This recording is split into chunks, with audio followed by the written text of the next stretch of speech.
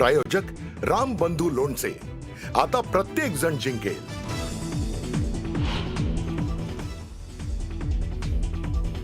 मंत्री माणिकराव कोकाटेंविरोधात अटक वॉरंट जारी। कोकाटेंना कोणत्याही क्षणी अटक होण्याची शक्यता। सदनिका गैरव्यवहार प्रकरणी कोकाटेंचा पाय खोलात।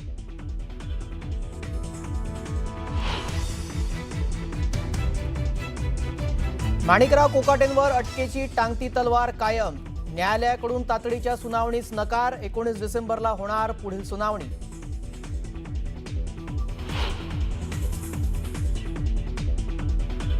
माणिकराव कोकाटेंना कधीही अटक होण्याची शक्यता। माणिकराव कोकाटे सध्या लीलावती रुग्णालयात दाखल।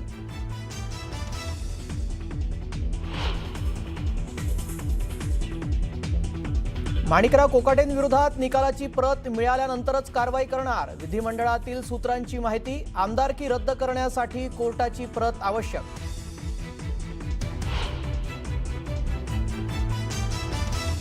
कोकाटेंविरोधात अटक वॉरंट निघाल्यानंतर मुख्यमंत्री फडणवीस नाराज। कोकाटेंच्या राजीनाम्यासाठी दोन्ही मित्रपक्ष आग्रही।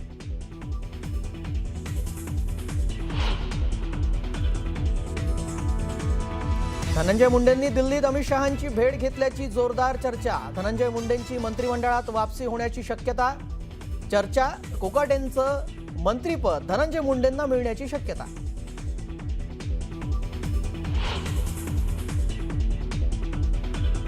आणि मनपा निवडणुकीसंदर्भात शिंदे फडणवीसांची चर्चा। सन्मानजनक जागा वाटपावर दोन्ही नेत्यांमध्ये चर्चा झाल्याची माहिती।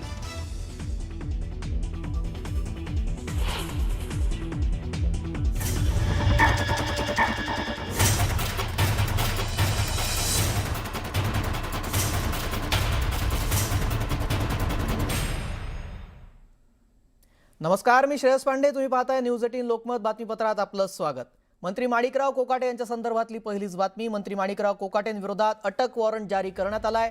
कोकाटे यांना कोणत्याही क्षणी अटक होण्याची शक्यता आहे। माणिकराव कोकाटेंची आमदारकी कधी जाणार हा महत्त्वाचा सवाल या निमित्तानं उपस्थित झालेला आहे। माणिकराव कोकाटेंचं मंत्रिपद कधी जाणार याबाबत आता सवाल उपस्थित होतोय।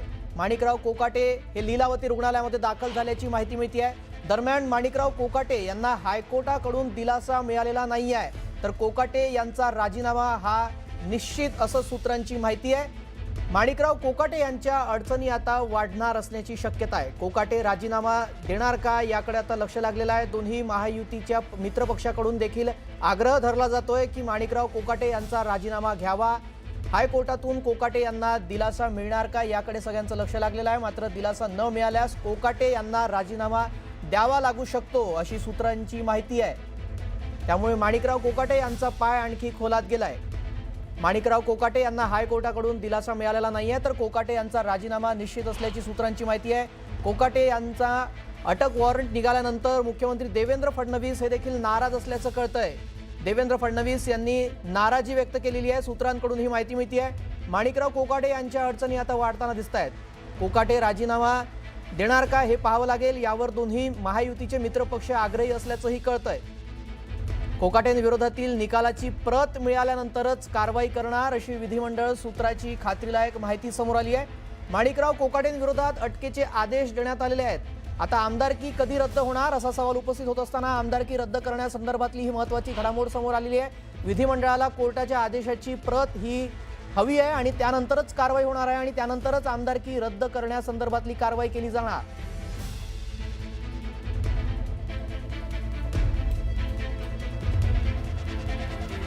या संदर्भात विधिमंडळाचे माजी मुख्य सचिव अनंत कळसे यांच्याशी बातचीत केली आणि त्यांनी याबाबत काय माहिती दिली आहे ऐकूयात। न्यायालयाचा निकाल जो आलेला आहे, आता प्रत्येक कोर्टाचा जो निकाल आहे त्याला एक तातडीने त्यांना हायकोर्टात दाद मागता येईल उच्च न्यायालयाच्या निकालाच्या विरुद्ध। पण हे प्रकरण हायकोर्टाने दाखल करून घेतलं पाहिजे आणि त्यावर तातडीने जर स्टे मिळाला आणि मागे आता दमाने मॅडमने सांगितल्याप्रमाणे तो कन्व्हिक्शनला स्टे पाहिजे। बेल वगैरेचा प्रश्न इथे नाही, कन्व्हिक्शनला जर स्टे जर दिला हायकोर्टाने तातडीने प्रकरण दाखल करून ऐकून घेऊन दोन्ही वकिलांची बाजू वगैरे सगळं प्रोसिजर पूर्ण करून कन्व्हिक्शनला जर स्टे दिला तर त्यांचं हे सगळं थांबू शकतं। म्हणजे त्यांची अटक किंवा हे आमदारकी त्यांची राहू शकते। नाही तर अन्य पर्याय त्यांच्या पुढ्यात सध्या तरी मला दिसत नाही कायदेशीर दृष्ट्या. पण आता एका कमी कालावधीमध्ये हायकोर्ट दाखल करेल, त्याची सुनावणी होईल वगैरे, हे कितपत शक्य होईल हे सुद्धा आपल्याला बघणं तेवढंच इंटरेस्टिंग ठरेल. तर हा एक मार्ग त्यांच्या समोर आहे. आणि उद्या समजा हायकोर्टामध्ये त्यांना स्टे मिळाला नाही, तर पुढचा पर्याय सर्वोच्च न्यायालयाचा उपलब्ध आहे. आणि त्या दरम्यान ते नोटिफिकेशन वगैरे जे काढायचं असतं या मधल्या कालावधी वगैरे वगैरे मध्ये, तर हा. ते विधिमंडळ सचिवालयाने तातडीने त्याचं नोटिफिकेशन काढलं पाहिजे किंवा काढणं जे काही कायद्याने आवश्यक आहे ते केलं पाहिजे. कारण ते अटक वॉरंट त्यांच्या विरुद्ध निघालेलं आहे. आता ते सुद्धा अत्यंत सिरियस बाब आहे, गंभीर बाब आहे कायद्याच्या दृष्टीने.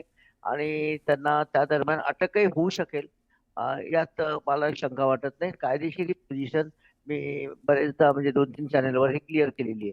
नाही, यामध्ये लिली थॉमसचं जे प्रकरण आहे सर्वोच्च न्यायालयाचं, ते अत्यंत महत्वाचं आहे. आणि याच प्रकरणात सर्वोच्च न्यायालयाने तो निर्णय दिलेला होता. हा. आणि त्यामुळे हे तातडीने व्हायला पाहिजे. पण हे प्रोसिजरल फॉर्मॅलिटीज ज्या आहेत त्या पूर्ण होऊन, कारण त्या आदेशाची प्रत बघितली पाहिजे, त्यामध्ये कोर्टाने काय आदेश दिले ते त्याचा अभ्यास केला पाहिजे. आणि सगळं एक त्यामध्ये काही कालावधी तर आपल्याला गव्हर्नमेंटला द्यावाच लागेल, शासनाला द्यावा लागेल हे सगळं करण्यामध्ये. पण हे रिझनेबल कालावधीमध्ये झालं पाहिजे असं मला वाटतं याच्यामध्ये. माननीय न्यायालयाने अतिशय स्पष्ट आदेश पारित केलेले आहेत. त्यानुसार माणिकराव कोकाटे मंत्री यांच्या विरुद्ध अटकेचे आदेश पारित झालेले आहेत. त्यांनी त्वरित पोलिसांसमोर शरण जावे किंवा पोलिसांनी त्यांना अटक करावी असे न्यायालयीन आदेश पारित झालेले आहेत. कलम 418 CRPC अन्वये मेहरबान कोर्टाने उचित कारवाई पूर्ण केलेली आहे. न्यायदेवतेच्या डोळ्यावरची पट्टी आता दूर झालेली आहे. न्यायालयीन प्रक्रियेनंतर शिक्षा झालेली असल्यामुळे याला कुठेही राजकीय आरोप असं म्हणू शकत नाही. पूर्ण 30 वर्षांच्या लढाईनंतर हा निर्णय आलेला आहे, तर याला कुठल्याही परिस्थितीत राजकीय आरोप कसं म्हणू शकता तुम्ही? दोघांच्याही विरोधात शिक्षेचा निर्णय झालेला आहे. कोकाटे आणि त्यांचे बंधू दोघेही कन्व्हिक्टेड. पुढची बातमी बघूया. ठाण्यामध्ये युतीच्या बैठकीला सुरुवात झालेली आहे. भाजपा शिवसेनेमध्ये बैठकीला सुरुवात झाल्याची माहिती मिळते आहे. 2 बैठकीमध्ये जागांचा तिढा सोडवण्याचा वरिष्ठांचा आदेश आहे. 50-50% जागा वाटपाबाबत भाजपानं सुरुवात केल्याची सूत्रांची माहिती आहे. ठाण्यामध्ये ही बैठक सुरू आहे. ठाणे जिल्ह्यातील मनपा निवडणूक जागांबाबत ही बैठक घेतली जाते. पक्षीय बलाबलानुसार आणि तिथे जागा वाटप होणार असं बोललं जात आहे.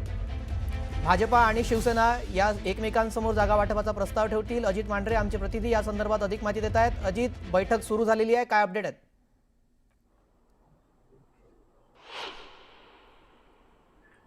बैठक जवळपास 1 तास चालली आणि या बैठकीमध्ये भाजपकडून आमदार निरंजन डावखरे असतील, संजय केळकर असतील, त्यानंतर लेले असतील, असे बरेच भाजपचे वरिष्ठ पदाधिकारी होते. आणि शिवसेनेकडून खासदार नरेश म्हस्के होते, मीनाक्षी शिंदे आणि राम रेपाळे होते.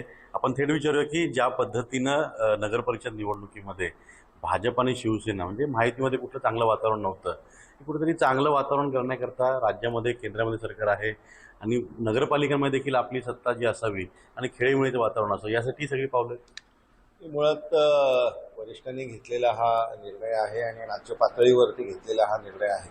त्याच्यामुळे एक चांगल्या वातावरणामध्ये आणि एक पोषक वातावरणामध्ये सगळ्या निवडणुका व्हावा, निश्चितच हा उद्देश वरिष्ठांचा, आमच्या ज्येष्ठ नेत्यांचा असलाच पाहिजे.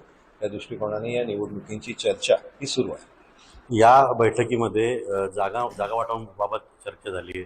50-50%चा फॉर्म्युला तिथे भाजपने पुढे केला आहे. शिवसेनेने याबद्दल काय भूमिका मांडली का? कशा रीतीने यावर चर्चा झाली? याच्यामध्ये एक साधक बाधक चर्चा ही दोन्ही पक्षांमध्ये झाली. एक अतिशय पॉझिटिव्ह नोट्सवरती ही चर्चा चालू आहे आणि त्याच्यामुळे निश्चितच आपल्याला एक चांगलं याच्यामधला परिणाम येत्या महानगरपालिकेच्या इलेक्शनमध्ये निश्चितपणे दिसून येईल. भाजपला किती जागांची अपेक्षा आहे? याच्यामध्ये अजूनही आकडेवारी असं काही निश्चित केली नाही. याच्यामध्ये दोन्ही पक्ष आपापल्या स्तरावरती प्रस्ताव तयार करून याच्यामध्ये दोन्ही पक्षांना सन्मानपूर्वक आपल्याला कशा जागा करता येतील या दृष्टिकोनाने आम्ही पुढच्या काळामध्ये निर्णय घेणार. भाजपची काहीतरी एक ठरलं असेल ना की एवढे नगरसेवक आहेत किंवा मधल्या काळात भरपूर प्रवेश झाले, या एक साधारण एक आकडा ठरला असेल ना की इतके नगरसेवक भाजपला जागा पाहिजे. ही मुळात असं आकडेवारी काही ठरून नाही आहे. त्याच्यामुळे सगळ्यांना एकत्रित विश्वासात घेऊन पुढच्या काळामध्ये या संदर्भातला निर्णय. माहितीकडून म्हणजे तुमच्या सगळ्या नेत्यांनी वारंवार सांगितलं होतं की महापौर माहितीच होईल, पण भाजप होईल का शिवसेनेचा होईल ते मात्र कोणी स्पष्ट करत नाही. महायुतीचा म्हणजे दोघांपैकी कोणाच तरी होणार. शेवटी पक्ष आहे ना मागे कुठेतरी शिवसेना किंवा भाजप. योग्य वेळच ठरवेल कोणाचा होणार, काय होणार. वेगळा पण एक ठाण्याचा इतिहास आहे. बऱ्याच वेळा अशी युती चर्चा होते, युतीसाठी बैठका देखील होतात, आकडेवारी फायनल होते, पण शेवटच्यानी युती तुटते. यावेळी पुढे एक मोठी बातमी बघूया. मनपा निवडणुकीसंदर्भात शिंदे फडणवीसांची चर्चा सुरू असल्याची माहिती आहे. सन्मानजनक जागा वाटपावर दोन्ही नेत्यांमध्ये चर्चा होती आहे. मनपा निवडणुकीमध्ये दोन्ही पक्षामध्ये महायुतीच्या धर्माचं पालन होणार. महापालिका निवडणुकीमध्ये महायुती एक दिलानं लढणार आहे. महायुतीच्या विजयासाठी शिंदे फडणवीसांमध्ये खलबतं होत असल्याचं दिसतंय. जेव्हापासनं महापालिका निवडणुकीचा कार्यक्रम जाहीर झाला तेव्हापासून आता जागा वाटपासंदर्भातल्या घडामोडींना वेग आल्याचं दिसतंय. त्यातच आता शिंदे फडणवीसांमध्ये महत्त्वाची चर्चा सुरू असल्याचं कळतंय. मनपा निवडणुकीवर ही बैठक पार पडतीये आणि चर्चा होतीये. सन्मानजनक जागा वाटपासंदर्भात दोन्ही नेत्यांमध्ये चर्चा होतीये. मनपा निवडणुकीमध्ये दोन्ही पक्षामध्ये महायुतीच्या धर्माचं पालन होणार अशी भूमिका दोन्ही पक्षाची असल्याचं कळतंय.